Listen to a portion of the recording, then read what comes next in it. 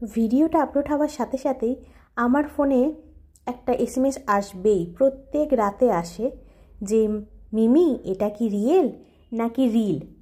তো ভিডিওটা রিল আকারে দিচ্ছি ঠিক কথাই, কিন্তু ভিডিওটা তো নিশ্চয়ই রিয়েল, কারণ যে টিফিন আইডিয়াগুলো আমি শেয়ার করি পরের দিনে আমার মেয়ে সেই টিফিন আইডিয়ার মানে সেই টিফিন বক্সটাই কিন্তু নিয়ে যায়। তো রিয়েল তো হতেই হবে। তো আমার ছোট্ট বোনজি রোজ আমাকে এটা জিজ্ঞাসা করে যে মিমি আজকে কি তুমি বনিকে টিফিনে এইগুলো দিয়েছো? তো ও জানতে পারে, ওর খুব মজা লাগে দেখে ভিডিওগুলো। তো শেয়ার করছি আজকে গিনির টিফিন আইডিয়া। পরোটা করেছিলাম, একটু ঘি দিয়ে পরোটা বানিয়েছিলাম, সাথে ছিল সাদা আলুর চচ্চড়ি এবং বাড়িতেই নারকোল সন্দেশ বানিয়েছিলাম।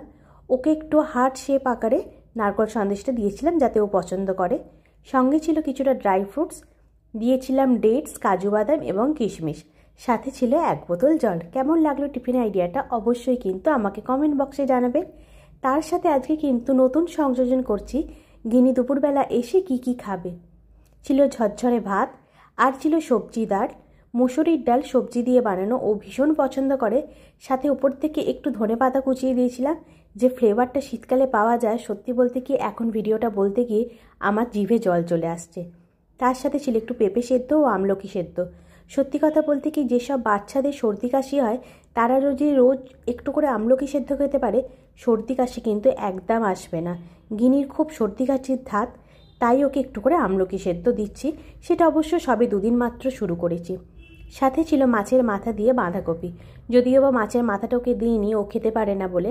আর ডাল থাকলে তো পাঁপড় ভাজা ম্যান্ডেটরি, তাই পাঁপড় ভাজা দিয়ে দিয়েছিলাম সাথে। ও খুব পছন্দ করে ডাল দিয়ে পাঁপড় ভাজা খেতে। এই ছিল আজকে আমার লাঞ্চের মেনু গিনির জন্য। ও হ্যাঁ, বলতে তো ভুলে গেলাম, যে নারকোল সন্দেশটা বানিয়েছি সেটাই একটুকরো দিয়েছিলাম, কারণ ও এই সন্দেশটা খেতে পছন্দ করে। তো কেমন লাগলো আমার ভিডিওটা জানাতে ভুলবেন না।